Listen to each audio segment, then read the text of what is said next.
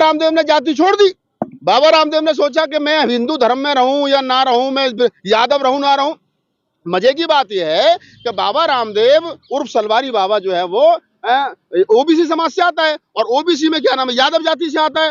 और तो यादव जाति की उसने कहा कि ओबीसी की ऐसी की तैसी। तो अब देखिए लक्ष्मण यादव की ऐसी की तैसी, अब देखिए कि सुनील यादव की ऐसी की तैसी, चंद्रभूषण यादव की ऐसी की तैसी, अखिलेश यादव की ऐसी की तैसी, लालू प्रसाद यादव की ऐसी तैसी, हमारे दिवंगत मुलायम सिंह यादव जी की ऐसी की तैसी, और हमारी भाभी जी जो है वो अखिलेश यादव जी, डिम्पल यादव, उनकी ऐसी की तैसी, तमाम लोगों की ऐसी की तैसी। और मजे की बात यह है कि प्रधानमंत्री की ऐसी की तैसी। और मैं नहीं कह रहा हूं, ये सलवारी बाबा कह रहा है कि प्रधानमंत्री की ऐसी की तैसी, यानी ओबीसी की ऐसी की तैसी, तो प्रधानमंत्री की ऐसी की तैसी। अब ओबीसी की ऐसी की तैसी, अब ओबीसी की ऐसी की तैसी का मतलब ये है कि माननीय प्रधानमंत्री जी जो अपने आप को ओबीसी होने का दम्भ भरते हैं, उनकी कैबिनेट में जो 22-23 मंत्री हैं जो कहते हैं कि हमने 20-22 मंत्री ओबीसी समाज के बना रखे हैं, उन्होंने अभी हाल ही में जो मध्य प्रदेश में ओबीसी समाज का मुख्यमंत्री बनाया है, उन तमाम लोगों की ऐसी की तैसी। और मजे की बात यह है कि प्रधानमंत्री की ऐसी की तैसी। और मैं नहीं कह रहा हूं, ये सलवारी बाबा कह रहा है कि प्रधानमंत्री की ऐसी की तैसी, यानी ओबीसी की ऐसी की तैसी, तो प्रधानमंत्री की ऐसी की तैसी। अब राजेंद्र पाल गौतम जैसे लोग कहते थे जाति छोड़ो समाज जोड़ो, अब बाबा रामदेव ने जाति छोड़ दी। बाबा रामदेव ने सोचा कि मैं हिंदू धर्म में रहूं या ना रहूं, मैं यादव रहूं ना रहूं।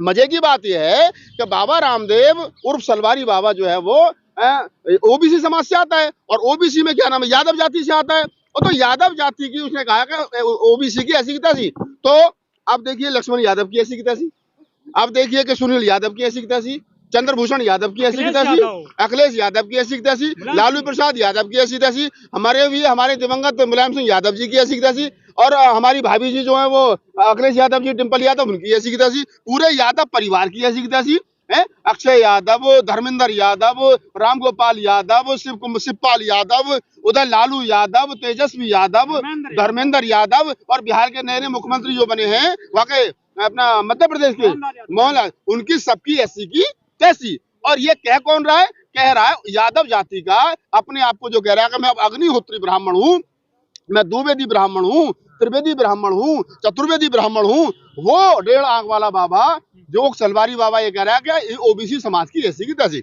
एक सवाल यह निकल करके ये आता है, बचपन में सुनते थे कि कुल्हाड़ी में लकड़ी का दस्ता ना होता तो लकड़ी को कटने का रास्ता ना होता। अगर इस देश का ओबीसी समाज अपने आप को समझ जाए कि वो ओबीसी है तो ओबीसी की हकमारी ना हो। लेकिन अगर आज ओबीसी समाज की हकमारी हो रही है, अगर दलित समाज की हकमारी हो रही है, तो उसके पीछे सबसे बड़ा जो कारण है ये ओबीसी समाज के अनपढ़, कुपढ़, गधे ऐसे जो घूम रहे हैं ना, इनकी वजह से हो रही है। ओबीसी समाज के आदमी सरकार की गोद में बैठ करके और ओबीसी समाज को गाली बक रहा हो, और 52% ओबीसी घर से निकल करके एक बार उसका घेराव तक नहीं कर पा रहा है। क्यों नहीं कर पा रहा भाई, क्या कारण है? एक बार बोल कर दिखाता ना। एक बनना संभव है क्या? नहीं, अब खुश होने के लिए कुछ भी बोल लो, लेकिन मैं तो ब्राह्मणों से भी सवाल कर रहा हूँ, और अभी तो उनसे ही पूछ रहा हूँ मैं बाबा रामदेव से कि बाबा रामदेव जरा थोड़ा सा बताओ कि अगर तुम ब्राह्मण हो गए तो ब्राह्मण में गोत्र कौन सा है? भैया भतीजे तो तुम्हारे गांव में रहते हैं, महेंद्रगढ़ में, हरियाणा में, उनका गोत्र कौन सा है? उनके ब्याह शादी करवाओगे, कहाँ करवाओगे? कौन ब्राह्मण तुम्हें अपनी लड़की देगा? द्विवेदी देगा, त्रिवेदी देगा, चतुर्वेदी देगा, उपाध्याय देगा, मिश्रा देगा, पांडे देगा? कौन देगा भैया? रे 20 रिश्वे वाले जने वाले ब्राह्मण तुम्हें कहाँ मानते, जरा बता दो। वसीम रिजवी भी तो बने ना। हाँ, तो वसीम रिजवी से ही पूछेगा बालकों की ब्याह शादी हुई नहीं है? कहीं ऐसा तो नहीं कि दोबारा लौट करके फिर आकर के मक्का मदीना में माफी मांग करके फिर कहना पड़ा कि मैं तो वहीं आके जहां से पहले चला था। देखिए सच्चाई है, इस बात को समझ लो। इस देश के अंदर सच्चाई है, जाति है कि कभी नहीं जाती।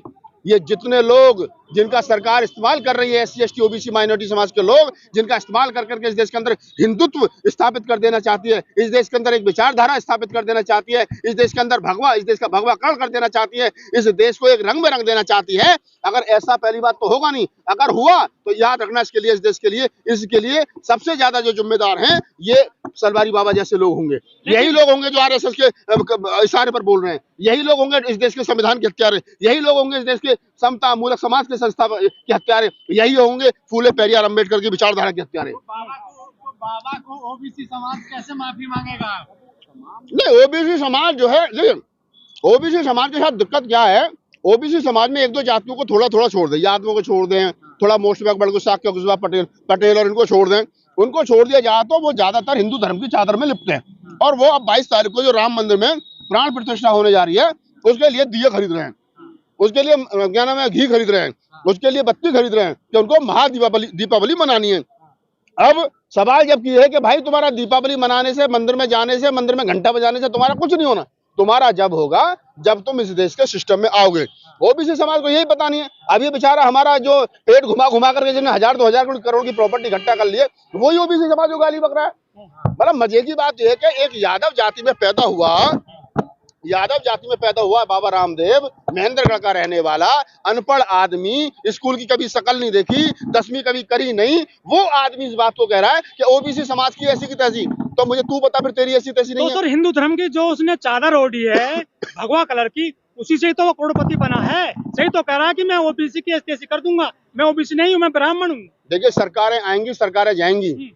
ये जो वर्तमान में लोग रूल कर रहे हैं ना, इनसे पहले भी थे। एक उर्दू का शेर है कि तुझसे पहले जो एक शख्सियत तख्ता नसी था, उसको भी अपना खुदा होने पर इतना ही यकीन था। इस बात को समझ लीजिए कि जो लोग अपने आप को खुदा समझ करके बैठे और करके सदैव वही रहेंगे, नहीं रहेंगे। इस बात को ध्यान रखिए कि इनके बाद में भी लोग आएंगे, इनसे पहले भी लोग थे। देश का लोकतंत्र था, देश था और देश रहेगा, और देश का लोकतंत्र भी रहेगा। तो ये सरकार की गोद में बैठ करके जिन्होंने 1000-2000 करोड़ इकट्ठे कर लिए हैं और ये अपने आप को अब मतलब बहुत बड़ा तुर्रम खां समझने लगे हैं, कुछ नहीं है। कभी ना कभी सरकार बदली जाएगी ना।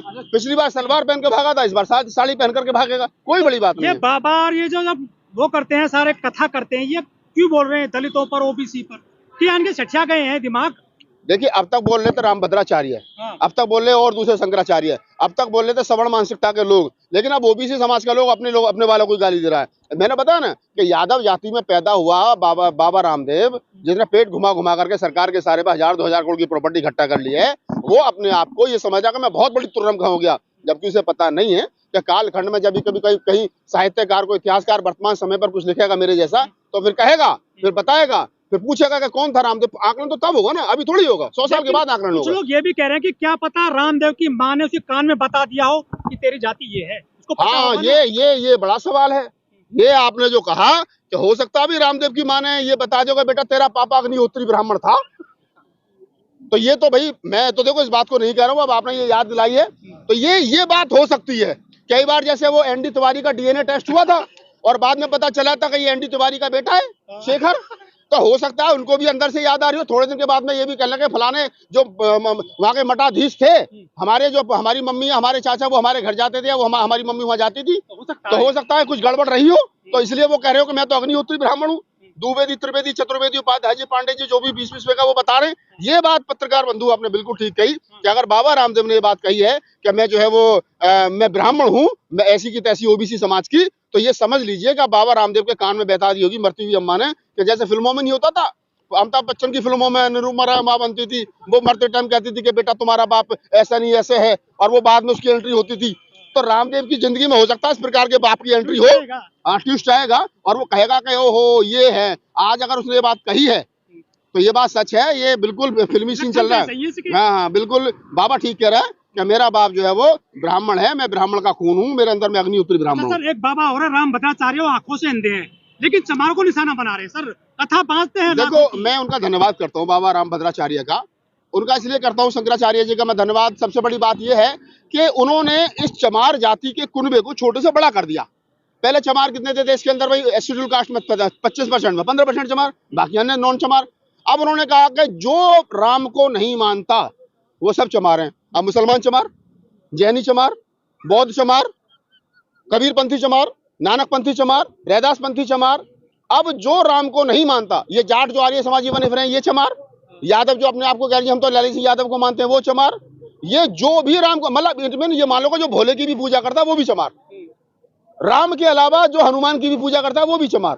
तो जो राम को नहीं मानता वो चमार, ये सीधा सीधा हो गया। अब देश दो भाग में बट गया। रामभद्राचार्य के अनुसार जो राम को मानते हैं वो चमार नहीं है, वो ब्राह्मण है, और जो राम को नहीं मानते हैं, जो अन्य किसी को मानते हैं, बुद्ध को, कबीर को, नानक को, रैदास को, साहू को, तमाम लोगों को किसी को मानते हैं, वो सब लोग चमार हैं। और अब हमें खुशी है कि चमारों का कुनबा बड़ा हो रहा है, और अब हम इस देश के अंदर अब तक 88% कहते थे, अब हम 90% हो गए। नागपाल जी एक सवाल हो रहा आपसे, ये जो रामभद्राचार्य है आंखों के अंधे हैं, इन्होंने मनुस्मृति नहीं पढ़ी, ग्रंथ नहीं पढ़े, वेद नहीं पढ़े, पुराण नहीं पढ़े, उसके बावजूद इनके कान में किसने भर दिया जातिवाद का जहर? जिसने, देखिए ये क्या है, आदमी एक होता है आंखों से अंधा, एक होता है अकल से अंधा। अब इसके अंदर 3 ऐब हैं।